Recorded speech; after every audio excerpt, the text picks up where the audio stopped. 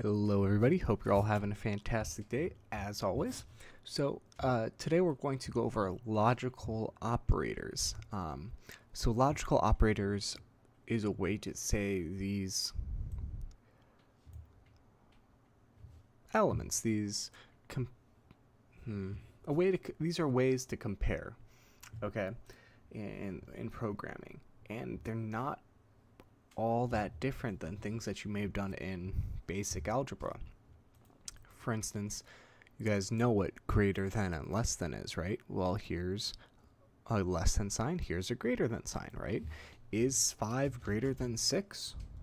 No, that's false, right? Is 7 greater than or equal to 4 or 5? Well, yes, it is. That's true.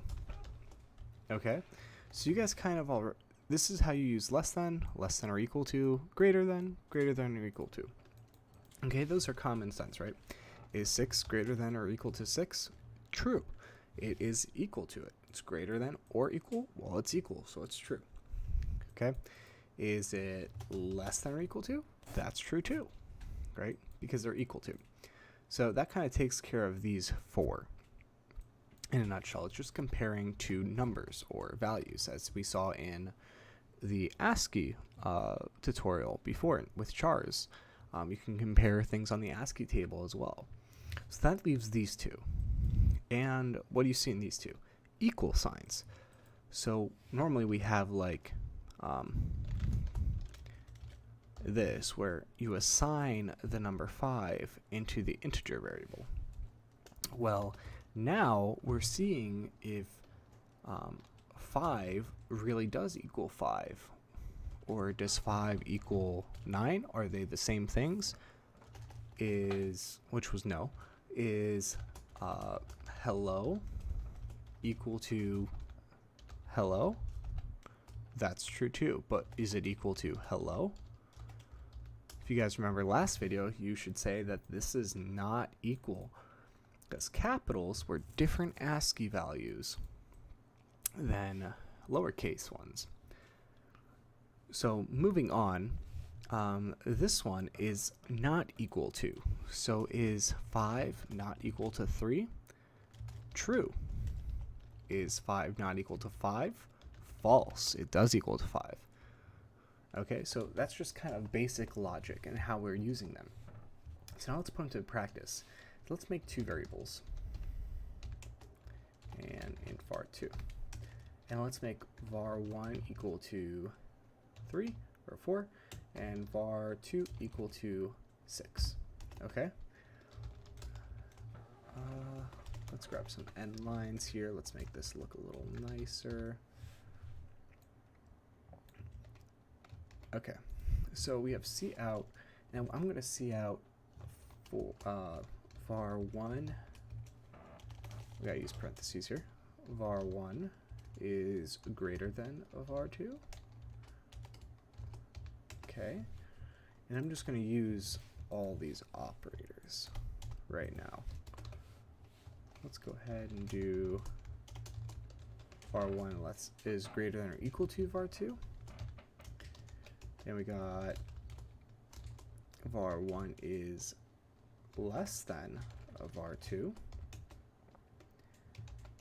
See how var, gotta use that symbols. var1 is less than or equal to var2.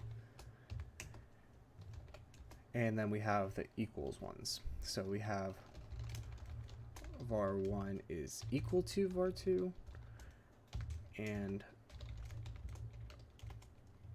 oops.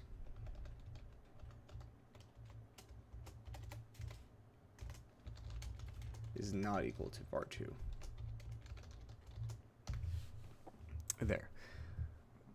So here we'll just see this. I'll just line it up like this. Is var1 greater than var2? False. Is var1 greater than or equal to var2? Still false. Is it less than var2? True. Less than or equal to var2? Still true. var1 equals var2? Nope. Does it not equal var2? Yeah. So you can see how these work now, hopefully. and we can just make it 6 and 6. So if I said both of these were 6, what would you say is true? This one is true, this one's true, and this one's true. So we should get 2, 4, and 5 be true. 2, 4, and 5 are true, the rest are false, because they have the equals. It's either less than or equal to, greater than or equal to, or just plain equal to. So they hold the same contents. And this can be done with integers, strings, chars, doesn't matter. We can even try it with a char right now. Char one, var1. Now let's actually just do char var2, and let's make it equal to a, and we'll do g. So if you guys remember in the ASCII table, a was less than g, so we know it's not going to be equal to. They're not the same. And var2 was greater or higher up on the ASCII table, so we have it where var1 is indeed less than var2, and var1 is less than or equal to var2. So there we have that. Hopefully that makes a little more sense with how to use comparison operators. They'll be very useful and necessary in the next tutorial when we go over if statements and conditionals. So we'll see you in the next video.